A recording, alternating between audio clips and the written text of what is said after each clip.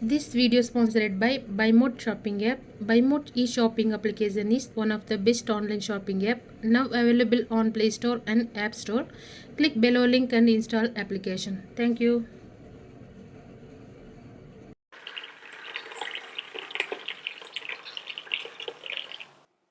நான் வந்து டீ போடுறதுக்கு 2 துண்டு இஞ்சி எடுத்து நல்லா தோல் சீவிட்டு வச்சிருக்கேன். இப்போ இது உரலில் சேர்த்து நச்சிடலாம். ரொம்ப நச்சக்கூடாது, ஓரளவுக்கு ஒன்றும் பாதியமாக நச்சு எடுத்துக்கணும். இந்த அளவுக்கு நச்சு எடுத்துக்கோங்க. கூடவே 3 ஏலக்காய் எடுத்துருக்கேன், இதையும் நச்சு எடுத்துக்கலாம். இந்த அளவுக்கு நச்சு எடுத்துக்கோங்கம்மா. இப்போ டீ போடுறதுக்கு பாத்திரம் வச்சுக்கலாம். நான் வந்து 5லேருந்து 6 பேருக்கு டீ போடுறேன். அதுக்கு வந்து இந்த கப்பால் 2 கப்பு தண்ணி சேர்க்க போகிறேன்.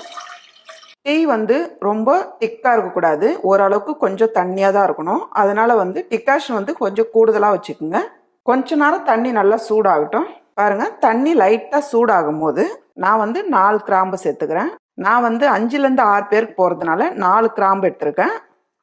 2 பட்டை. நீங்கள் வந்து இது நச்சு வேணுனாலும் போடலாம், இல்லை அப்படியே போட்டு கொதிக்க வச்சாலும் நல்லா ஸ்ட்ராங் ஆகிடும். ஏலக்காய் கூடவே நச்சு வச்ச இஞ்சி.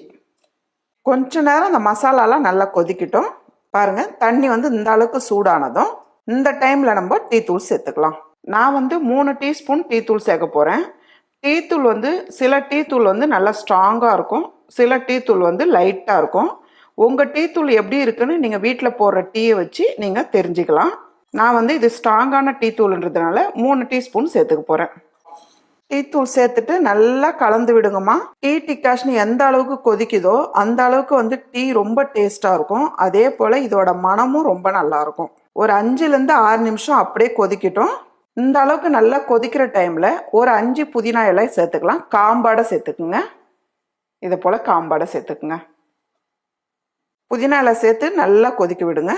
பாருங்கள், டிகாஷன் வந்து எவ்வளோ ஸ்ட்ராங்காக இருக்கு பாருங்கள். இந்த அளவுக்கு டிகாஷன் நல்லா ஸ்ட்ராங்காக இருந்தால் தான் நம்ம பால் சேர்த்து கொதிக்கும் போது டீ வந்து நல்லா டேஸ்ட்டாக இருக்கும். பாருங்கம்மா, நான் வந்து ஒரு 6 நிமிஷம் கொதிக்க வைக்கிறேன். நல்லா கொதிச்சிருக்கு பாருங்க டிகாஷனு. இப்போ வந்து பால் சேர்க்குற டைமில் அடுப்பு தீ வந்து குறைச்சி வச்சுடுங்க. நான் வந்து 2 கப்பு தண்ணி சேர்த்துருக்கேன், அதுக்கு வந்து 1 கப்பு பால். நல்லா திக்கான பாலாக இருந்தால் ஒரு 3/4 கப்பு எடுத்துக்கோங்க. நல்லா கொஞ்சம் தண்ணி பாலாக இருந்தால் 1 கப்பு ஃபுல்லாக எடுத்துக்கோங்க. நான் வந்து கொஞ்சம் திக்கு பால் எடுத்துருக்கேன், அதனால ஒரு 3/4 கப்பு எடுத்துருக்கேன். அடுப்பு தீ வந்து ஃபாஸ்ட்டாகவே வைக்காதீங்கம்மா, குறைச்சே வந்து கிளறிக்கிட்டே இருங்க. குறைச்சி வச்சுடுங்க.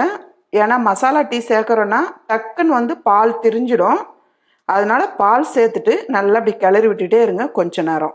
பாருங்கம்மா, நான் வந்து பச்சை பால் சேர்த்ததுனால நான் வந்து ஒரு 5 நிமிஷத்துக்கு அடுப்பு தீ குறைச்சி வச்சு கொதிக்க வச்சுருக்கேன். நீங்கள் காய்ச்சின பாலாக இருந்தால் ஒரு 3 நிமிஷத்துலேருந்து 4 நிமிஷம் போதும். பாருங்கள் எவ்வளோ ஸ்ட்ராங்காக இருக்கு பாருங்கள். இந்த அளவுக்கு தான் நல்லா கொதிச்சு வரணும். இந்த டைமில் நம்ம சர்க்கரை சேர்த்துக்கலாம். உங்களுக்கு வந்து சர்க்கரை அதிகமாக சாப்பிட்றவங்களா இருந்தால் நீங்கள் வந்து ஒரு 4 ஸ்பூன் சேர்த்துக்கலாம். இல்லை ரொம்ப கம்மியாக சாப்பிட்றவங்களா இருந்தால் 3 ஸ்பூன் சேர்த்தாலே போதும். நாட்டு சர்க்கரை தேவைப்படுறவங்க நீங்கள் நாட்டு சர்க்கரை கூட சேர்த்துக்கலாம். நான் வந்து 4 ஸ்பூன் சேர்த்துக்கிறேன். சர்க்கரை சேர்த்து நல்லா கலந்து விட்டுருங்க.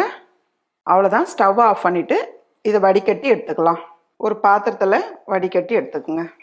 அவ்வளோதாம்மா, நல்ல ஒரு டேஸ்டான மசாலா டீ ரெடி.